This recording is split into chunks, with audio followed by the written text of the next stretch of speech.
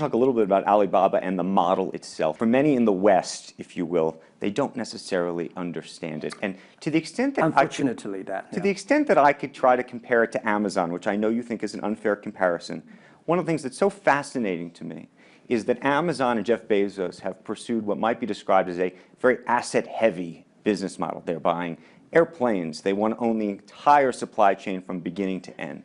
And Alibaba has effectively an asset-light business. It is very much, in terms of the retail piece of this, the opposite. You don't want to own the warehouses. You don't want to own the logistics companies.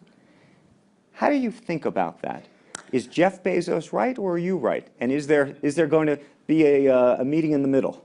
I hope both are right. And because the world can never have one model. If the world has only one correct model, the world is too boring.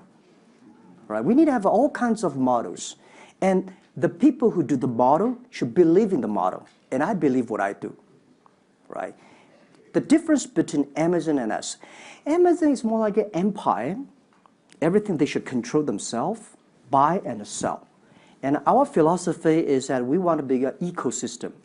Our philosophy is to empower others to sell, empower others to service, empower making sure the other people are more powerful than us. Making sure with our technology, our innovation, our partners, our 10 million small business sellers, they can compete with Microsoft, IBM.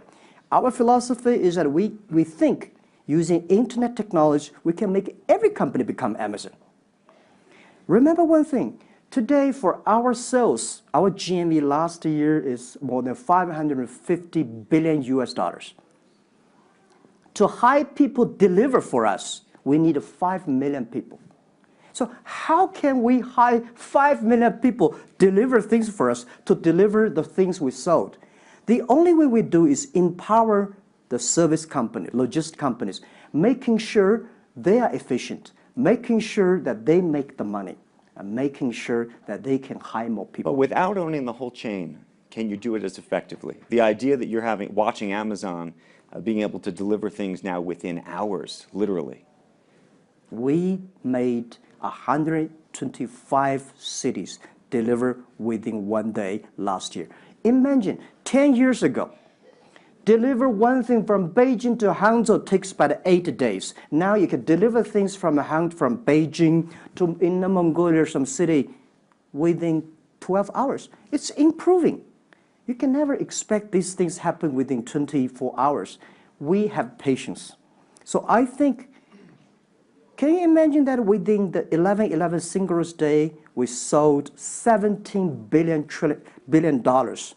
And by delivering more than 600 million packages within 3 days. This is happening.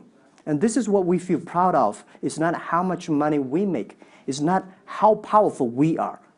We think because of the technology, we can make the technology very inclusive, that every small companies can use it. This is my dream. Because I started my first business in 1992 in China as a small business. In order to borrow money, 5,000 US dollars from a bank, took me 3 months to acquire, still failed. So difficult to be a small business. Today, with the technology, we can empower them. This is something I want to do.